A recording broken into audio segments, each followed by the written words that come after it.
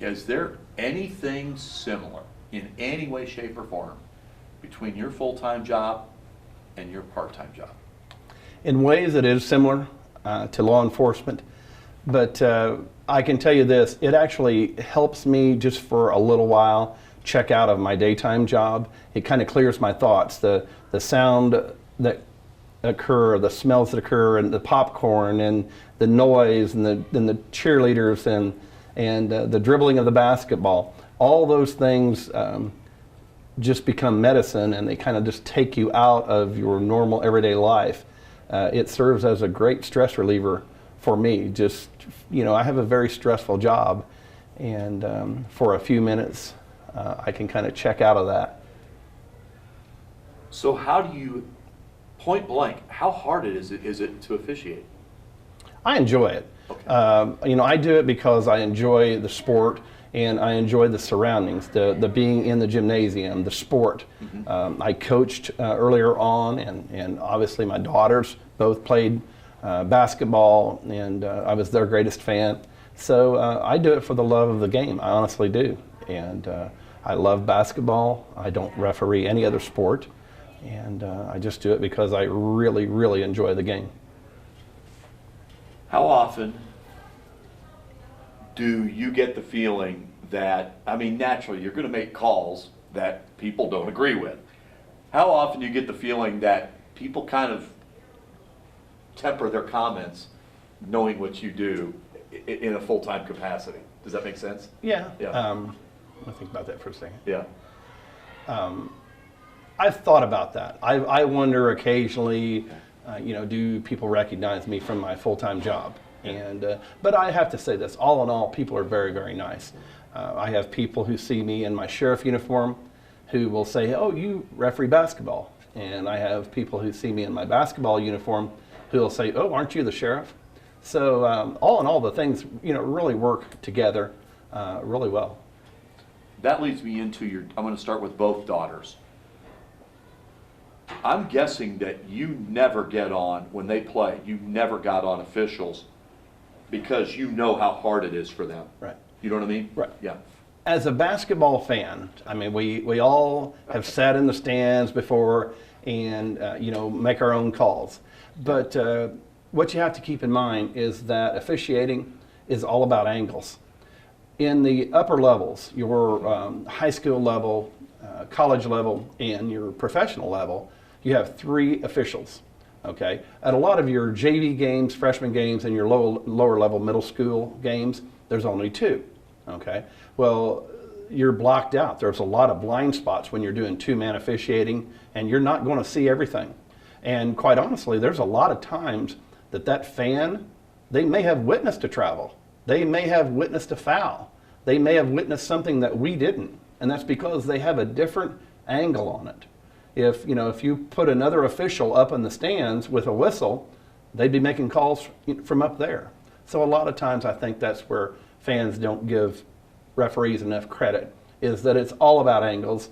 There are 10 kids out there on that floor moving around. There's a lot of times we are blocked out and we can't see what happened on the other side of a player. I'm going to try to keep it to 3 more questions I have in mind.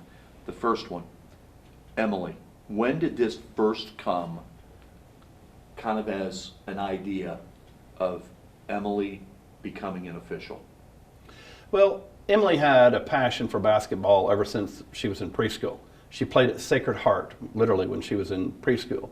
And the older that she got, we started noticing that she had some talent. She had some skill. So it became very, very fun to watch Emily play basketball.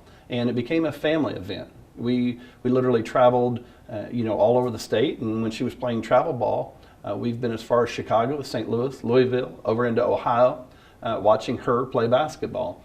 It was just a very good way to keep the family, together at a very fun sport and watch her play ball. So I knew that Emily had a passion for basketball, and I thought that she would actually be pretty good at this officiating. You get a chance to be biased, absolutely, on this, but in something where they need not just officials of all kinds, but I think just my perspective, it's awfully courageous for Emily to do this at the age of 19 or 20 or something, you know. Yeah.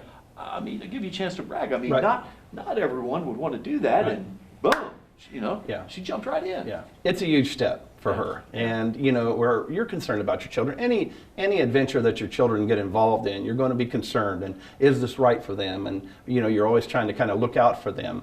And I'll be honest with you, I was a little bit concerned, but she's a very bright girl, and she knows the sport, okay, and she can stand on her own 2 feet. She can hold her own as far as being able to make the right decision, is what I'm trying to say, and follow up on it. So I know that she's just getting started out, this being her first year, but I really think that if she sticks with it, she can become a very, very good official.